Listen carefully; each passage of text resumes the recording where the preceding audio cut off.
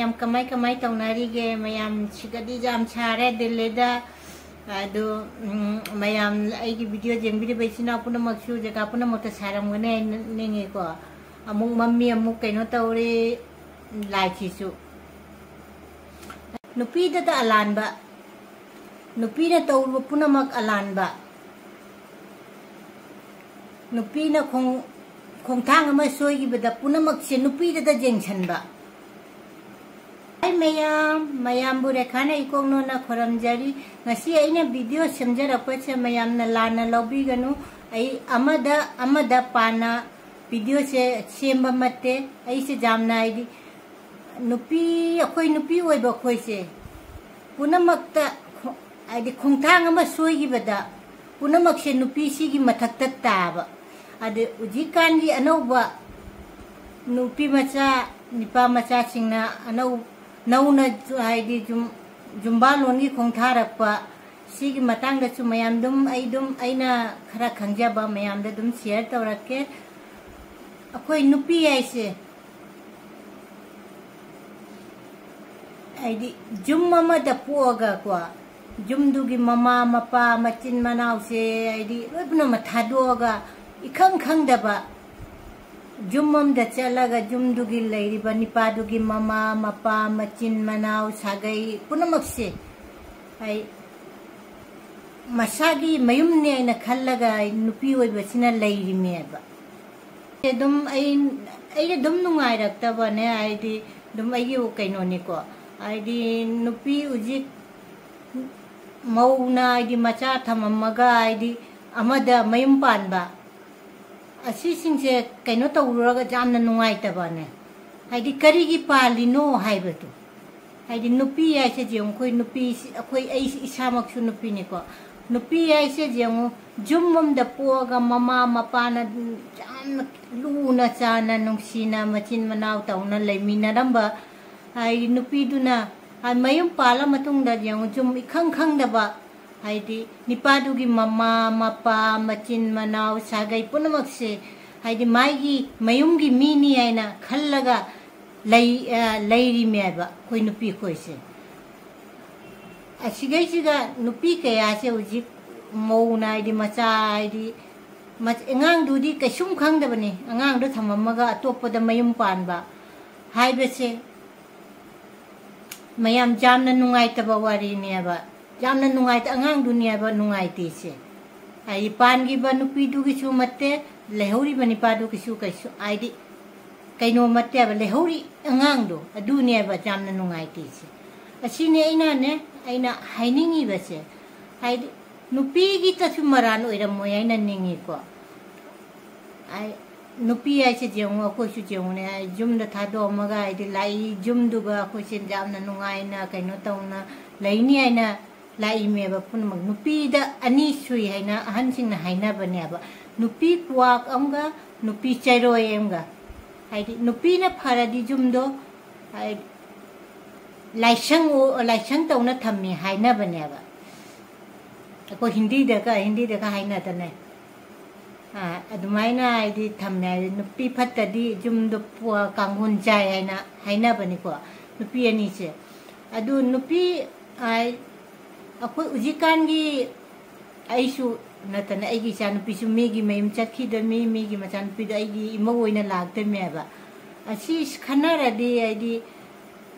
punamakse nungsinana laide meba ko ujikan di loipna ma laik su hainara mai loipna khanara hanagi dumaina su matre adu wore su chamgi manungda amani di leiramani ko aidi ot naiba mamauda kaino tawbaina aidi nupi ujikan naharon angang aidi khara se angang sing mayam dai namana mamana don chani khallaga aigi dum kaino je video se jengaga dum aina khangjaba khara do aidi paisa ta jengaga aidi nauna jum pan gano jum kuina matam sangna punchi chupa lamina ge aidi khara aidi mi nupi ni pa do khara jengaga jum palo kharani aidi paisa jengaga jum paloraga paisa ngata leirasu ꯍꯥꯏꯗꯤ ꯌꯨꯝꯗꯨꯒ ꯂꯩꯕ ꯅꯨꯡꯉꯥꯏꯇ꯭ꯔꯗꯤ ꯅꯨꯡꯇꯤꯒꯤ ꯍꯥꯏꯗꯤ ꯂꯩꯅ ꯅꯤꯄꯥꯗꯨꯅ ꯍꯥꯏꯗꯤ ꯅꯤꯁꯥ ꯆꯥꯕ zoo ꯊꯛꯄ ꯑꯗꯩ ꯏꯃꯨꯡ ꯃꯅꯨꯡ ꯀꯩꯅꯣ ꯇꯧ ꯇꯥꯔꯗꯤ ꯏꯃꯨꯡꯗꯨꯒ ꯀꯨꯏꯅ ꯅꯨꯄꯤꯗꯣ ꯂꯩꯕ ꯉꯝꯃꯣꯏꯕ ꯑꯗꯨꯅ ꯍꯥꯏꯗꯤ ꯅꯨꯄꯤꯒꯤꯇ ꯃꯔꯥꯟꯁꯨ ꯅꯠꯇꯦꯕ ꯀꯅꯥꯅꯣ ꯀꯔꯝꯕ ꯃꯃꯥꯅ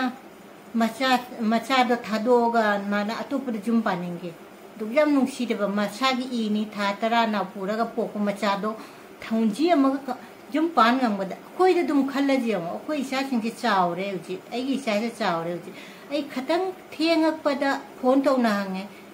ꯀꯣ ꯑꯩꯈꯣꯏꯅ ꯁꯨꯛꯌꯥꯝ ꯊꯋꯥꯏ ꯋꯥꯔ ꯑꯉꯥꯡ ꯄꯤꯛꯇ꯭ꯔꯨ ꯄꯤꯕ ꯑꯉꯥꯡ ꯆꯍꯤ 2-3 ꯁꯨꯕ ꯑꯉꯥꯡꯗ ꯊꯥꯗꯣꯛꯑ ꯀꯝꯕ ꯃꯃꯥꯅ ꯃꯆꯥꯗꯣ ꯊꯥꯗꯣꯛꯑ ꯆꯠꯅꯤꯡꯒꯦ ꯑꯗꯨ ꯈꯟꯗꯅ ꯑꯝꯇ ꯌꯦꯡꯕꯤꯌꯣꯕ ꯅꯨꯄꯤꯗꯨꯅ ꯑꯗꯨꯒꯨꯝꯕ ꯈꯣꯡꯊꯥꯡꯗꯣ ꯊꯥꯡꯉꯩꯗꯣ ꯍꯥꯏꯗꯤ ꯅꯨꯄꯤ ꯍꯥꯏꯁꯦ ꯄꯨꯝꯅꯃꯛꯅ ꯃꯤꯠꯌꯦꯡ ꯇꯥꯏꯌꯦꯕ ꯅꯨꯄꯤꯅ ꯀꯔꯤꯒꯨꯝꯕ ꯈꯣꯡꯊꯥꯡ ꯑꯃ ꯁꯣꯏꯈꯤꯕꯗ ꯃꯌꯥꯝ ꯄꯨꯝꯅꯃꯛꯁꯦ ꯅꯨꯄꯤꯗ ꯇꯥꯏꯅꯩꯌꯦꯕ ꯅꯨꯄꯤꯒꯤꯗꯁꯨ ꯃꯔꯥꯟ ꯑꯣꯏꯔꯝꯃꯣꯏ ꯍꯥꯏꯅ ꯈꯪꯉꯤꯀꯣ ꯍꯥꯏꯗꯤ ꯑꯩꯈꯣꯏꯅꯗꯤ ꯃꯄꯥꯟꯗꯒꯤꯇ ꯇꯥꯕꯇꯅꯤ ꯑꯩꯈꯣꯏ ꯀꯩꯅꯣꯗ ꯄꯦꯄꯔꯗ ꯐꯣꯡꯉꯛꯄ ꯈꯪꯗꯦ ꯈꯕꯔꯗ ꯐꯣꯡꯉꯛꯄ ꯈꯪꯗꯦ ꯑꯗꯨꯅ ꯇꯥꯕꯇꯅꯤ ꯑꯗꯨꯒꯨꯝꯕ ꯃꯧꯗ ꯍꯥꯏꯗꯤ ꯃꯌꯨꯝ ꯊꯥꯗꯣꯛꯑꯝꯃ ꯃꯆꯥ ꯊꯥꯗꯣꯛꯑꯝꯃ ꯃꯌꯨꯝ ꯄꯥꯟꯈ꯭ꯔꯦ ꯍꯥꯏꯁꯦ ꯑꯗꯨ ꯃꯌꯨꯝ ꯏꯃꯨꯡꯗꯨꯒ ꯀꯔꯤ ꯇꯧꯔꯤꯅꯣ ꯀꯃꯥꯏ ꯅꯨꯄꯤꯗꯨꯅ ꯀꯃꯥꯏ ꯇꯧꯅ ꯃꯥꯅ ꯑꯗꯨꯒꯨꯝꯕ ꯈꯣꯡꯊꯥꯡꯗꯣ ꯂꯧꯔꯛꯏꯅꯣ ꯍꯥꯏꯁꯦ ꯁꯤꯁꯤꯗꯤ ꯃꯌꯥꯝꯁꯦ ꯊꯤꯒꯠꯇꯦ ꯍꯥꯏꯕ ꯅꯤꯄꯥꯗꯣ ꯐꯔꯝꯕ ꯌꯥꯏ ꯏꯃꯨꯡ ꯃꯅꯨꯡꯗꯨꯅ ꯀꯩꯅꯣ ꯅꯨꯄꯤꯗꯣ ꯅꯤꯄꯥꯗꯣ ꯂꯩꯇ꯭ꯔꯤꯉꯩꯗ ꯑꯣꯜꯂꯝꯕ ꯌꯥꯏ ꯑꯗꯨ ꯅꯠꯇ꯭ꯔꯒ ꯅꯤꯄꯥꯗꯨꯅ ꯍꯥꯏꯗꯤ ꯂꯩꯅ ꯖꯨ ꯊꯛꯄ ꯀane ꯈꯪꯗꯦ ꯑꯣꯠ ꯅꯩꯅ ꯇꯧꯔꯝꯕꯁꯨ ꯌꯥꯏ ꯂꯧꯗ꯭ꯔꯤꯉꯩ ꯃꯃꯥꯡꯗꯗꯤ ꯌꯥꯝ ꯅꯨꯡꯁꯤꯅꯔꯝꯃꯦ ꯂꯧꯔ ꯃꯇꯨꯡꯗ ꯂꯩꯃꯤꯟꯅꯔ ꯃꯇꯨꯡꯗ ꯑꯗꯨꯃꯥꯏ ꯑꯣꯏꯔꯝꯕꯁꯨ ꯌꯥꯏ ꯑꯗꯨꯒꯨꯝꯕ ꯀꯩꯅꯣꯗꯣ ꯑꯣꯏꯔꯝꯕ ꯌꯥꯏꯕ ꯅꯨꯄꯤꯗꯨꯅ ꯑꯗꯨꯒꯨꯝꯕ ꯈꯣꯡꯊꯥꯡꯗꯣ ꯃꯌꯥꯝ ꯑꯩꯅ ꯍꯥꯏꯔꯤꯁꯦ ꯂꯥꯟꯕ꯭ꯔꯥ ꯆꯨꯝꯕ꯭ꯔꯥ ꯑꯝꯇ ꯃꯌꯥꯝꯁꯨ ꯍꯥꯏꯕꯤꯔꯛꯑꯣꯕ ꯀꯃꯦꯟ ꯇꯧꯅ ꯍꯥꯏꯕꯤꯔꯛꯑꯣꯕ ꯑꯗꯨꯒ ꯅꯨꯄꯤ ꯍꯥꯏꯁꯦ ꯅꯨꯄꯤꯒ ꯅꯤꯄꯥꯒ ꯈꯦꯠꯅꯕꯁꯤꯁꯨ ꯍꯥꯏꯗꯤ ꯅꯤꯄꯥꯅ खरा चही हन्ना नुपीदगी चही खरा हल्लगा न अखोई चही 5 खंगदे चही 10 खंगदे सिबक्ति जाय को सिगै जाम कइनो तौना आइदि चही 19 गा नुपीदगी निपाना हनग्रदी अदुसु चानदे को अदु नुपी आइसिदि नुपीना अंगांग पोकपनिना चही 10 मो हल्लसु 5 हल्लसु नुपीना हाना अहनजे ओइथैयेबा खरा मयाम चुम्ब्रे चुम्द्रे हाइसिबु नुपी आइसिना खतन नुपी आइसिना अंगांग दो जावरकपनिना अंगांग अनिगा सुरदि नुपी से दुम मसक से खरा दुम डाउन आई कइनो तौथरै को दुम सक से कइनो तौरक्तेबा नुपी आइसिदि पानबा से निपाना खतंग हल्लगाने आइदि मेच्योर ओइबदो आइदि नुपी निपाजे जिका नांग सिंदि आइदि चही दुम चप मानाबा आइदि मोय थादा हनाबा आइदि माय क्लास केनो मतुंग इन दुमाइना अंगांग हिंजे जिकान से आइदि जुम पानारे नत्रने जुम पाना अंगांग अनि जुम पाले अनि से आइदि केसुम ज्ञान तानादिरि खनारे सु आइनिमक आइदि कांगांग लाउनाने खनानी नत्रने अखोय अनसिंग हाइना बनिको आइदि मते मनाव खनाबा मरक्ता जाउना हैना खरा मेच्योर आइबदि निपाना खरा हल्लदि सही 5 खंगदे 10 खंगदे आइदि ज्ञान दो निपादुना ताबा हेलेबा आइदि अनिमक ज्ञान ता अमना ज्ञान तादसु अमना ज्ञान तादि दुम थेमजन्ना आइदि नुंसिनाना लेमिनाबा जायबा अनिमक ज्ञान तादबा अनि थेंगनादि कमाय तौनी अतने ज्ञान तादबा अनि थेंगनादि खनी कइनो तौनारागा खनी आइदि दौदिङै ममांगदि जाम नुंसिनारागा लौरा मतुंगदा लेमिनारा मतुंगदा आइदि खना चैना नंग हाइलाइट तौरेबा अदुना निपाना खतंग हनबा अदुगा नुपीना हल्लगा निपाना लौबसिना असिगुम्बा नुपी लौबिबा नुपी चका चेंगतक तौबा करिगी चही दो आइदि लैना अममम लौनै को चही नुपीना हनबा कैसुम काइते लौबदा अदुगा खरा हल्लसु करिगी नुपी आइसिना दि अंगांग जावर मतुंगदा नुपी से खरा चही दुम अहन आइदि अखोइगी स्किन कइनो तोरकपनिना अहन ओइथबा मानधरेयबा निपादगी नुपीना अदुना खरा अइना हाइसे मयम दाना लौबिगनु अइना उजबा खरा दुम अइना दुम मयमदे दुम शेयर तोरकपनेबा असिगुम्बा लौबिबने अदुगा खना चनबा मतमदा अखोय अहनसिंग हाइना बनी मते मनाव खनाबदा जावरनो मचि मनाव खनाबदा जावर मते मनाव दंग हाक्तंग नोकपदा दुम मोय खना ngसाय खनागी दो कावगे मरक्ता जावरबा मिसे हाइदि जेक्नबा दुश्मन ता लेहौनेबा हाइदि माइ अदुना जाउदिङैदि फै आ थेमजनबा खोचनबा ngahaki तौरंबदि फैगो जाम खनाराबो जाम कैनो तौरक अमगी दा अमदा लेपनाने कैनो तौदबने दुनियाबा खोंथांग अमगतंग सोइरुबदा मयाम सिंगिना हाइनरि सिंगिना मयाम पुनमसे नुपीना नुपीबु आइदि कैनो तौरेबा नुपीना खोंथांग से थांगै से करिगिनो हाइसे खंडबिदे ये हाइने मचाबु थाकदोंग चटपा ngamba नुपी तौंगamba नुपीनी अदुंगबा नुपीसे लेरमोय नुपीदुग ममा पासु अदुगी मचानी अदुनबु सुमाइ तौरिमी हाइना हाइ नुपीगी कैनोसे हाइदि एकदम मखादा लोखादा इंधबिएबा अदुन असी से जेंबिदेबा नुपीदुना करिगी थांगैनो खोंथांगसे जुमदुगा पुनमंगना लूना मपु मवाना माइदि मयुमदा लैरिबा मने मकु लैरिबा पुनमक्सिना नुपीदुबु मसागी मचा ममौदो मचाने आइना खन्ना लूना तौबिरदि नुपीदुना दुंबा खोंथांदो थांगोयबा अदु असिसु खंगदे अखोइना माइ मयुमदा करी आइदि करी ओना नैना तौबिरिनो नुपीदुना दुंबा खोंथांदो थांगिनो हाइसिसु मयम खन्नमते चिंबियोबा कम्बा जो अंगांग जाउरा मतुंगदा कम्बा नुपीना माइदि मचादो थादो चनिंगदोइनो चनिंगदरा चनिंगोयबा अखोइगी वाखनसिना सो अखोइ इचा सुजम नुसिबा चागदबा अहावबा म लैरसु चागदबदो अखोइ चाबा ngamदेबा इचागिनि इवागिनि ना थम्मेबा अदि नुपी पुनमकी वाखनसु असिनिको मा नुपीदुना मयम पालैसे मा सिखल्ला पालामोयबा आई मागना पालैसे जुमजे मपुरोयबा मवादुगा नुसिनाना कैनो तौना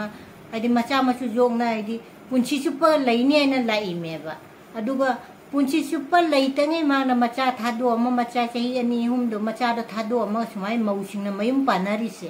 करिगिनो आइसे अमता मयाम जो खन्नमता जेंबियो अखोइदि मपानदै ताबतनी आइदि मागना मनुंगदा इमुंग मनुंगदो तौरिदो अखोइदि उदेबा अइना हाइसि मयाम चुमब्रा चुमद्रा लाली अइना हाइसि चुमदे आइसे मयाम दम हाइबिरोबा नुपी आइसे मयामगी असोइबतनेबा नुपीदने फंगिसे निपाना नुपी मतु लैना अतोप नुपी म पुसलौ अदुदि कैसुम हाइरेबा निपानी हाइरेबा निपादी आइदि तरागी मपुनी आइना हाइबा मयाम चुमब्रा निपादी हाइनेबा निपाना पोरादी निपादी तरागी मपुनी हाइना आइदि नुपीना मचा थादो चखेदी करिगी मा अदुंबा तौंगम्बी नुपीनी मचा थादोगा चटपा ngamba मचाबु थातरा नापुना पोको मचाबु थादो चट ngamido अदुंबा नुपीसिबु तौंगम्मी हाइना हाइबा हाइरा नुपीदुगी इमुंगदा माना इमुंगदा करी फिबमना नुपीदुना दुंबा कैनोदो खलैनो माना मचा थादो अतोपना मयम पान गायना असिगी कैनोसिदि मयाम अखोइ मयामनसु सि जेंबिदेबा माना मचा थादो अम चलिम अंगांग दुगिदि कैसुम मरा लैतेबा अंगांग द पुंछि सुप नुपी ओइरगना हाइनि ममादुना तौंगम्बी ममादो मचासे थादो अम चकिदो नंगना मादो कैनो तौदे हाइना हाये अंगांग न चाउरागा नुपी ओइतादि मयम पाला मतुमदा हाइनेबा ममादो दु तौंगम्बी मचासु दु कैनो तौने हाइना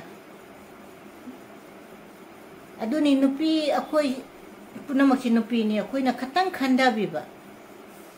दा अंगांगसिंग उजिकानगी जुम पानारिबा अंगांगसिंसिसु खतंग ज्ञान तारागा हाइ खंदारागा जुमचे पानबा पैसा जेंगागा जुम पान पैसापुदि पैसानु पुनमक लैबदि चाबदि पुनमक्से पैसासे मथौ ताइ अदुसु अममम निपा ममना पैसा उल्लगा ngahaki पैसा उल्लगा मयुमदा पुरगा आइदि मयुमदो वकल्लदि अममम सुलैको निपा ममसु निपा चांगाउबा आइदि नुपी थिरा मतुंगदा ज्ञान ताबा निपा सुलै निपा आइगी वीडियो जेंबिरेबा आइदि निपा ओ जावरा मसु सिखनबी गरु निपा फतबन मते निपा सु अफबा लै अफबा मयाम निपा सु लै फतबन आइदि खराना तौरा खराना चेंधैयबा निपागिसु नुपी अनिमक आइसे नुपी निपागिसे नुपीगिसु नुपी तनम लानबा मते निपासु निपागी तसु निपातना लानबा मतेबा अनिमक से दुम मानैयबा aduni jamna nungaite ujikan aji angang dugi di maram jaw da ujikan nge mau singjina nupi ai mayum macha sing thado challi se mau dugi su nupi dugi su khatang khanda na ai la di laiminara di khatang khara khangba punamak su imung omda laiminara di ko khara di dum mahi di loi langna ri me asia punamak ta khoi da su dum tawri me ba ko mai se loi langna ri me ba du do dum kaino tawba jaba ngai di dum akhoi kupsan na thamba na phai na trane sumaina angang duga awa ba ta hauri do angang dun mapun chi chupa angang do kaino tawngam mo ya ba ai di ningam da ba mama da thado cha ki mi puna mang na ai da angang dun na tholak pa chalak pa matam no pi oi no pi da na o heli ko asini jamna nungaite aise jamna kaino tawdana si video che semakpani ko haining badi mayam lay ko khoi nupi khoi gi awaba mayam che nupi data dum singtu kaino taw thabi base jamna nungaite ai di jari makhai di macha thado ga nupi puna ma aina mayam puna ma ta haichani ko jari makhai di ai di macha thado ga chatpi ga no angang do jamna ka wa ho ne ba asi hairaga video se lo san video da soi gi ba lan gi ba aina hai da ba hai ba jawrasu ai di na che ni na chan ni na mani nandom chani aina khallaga dum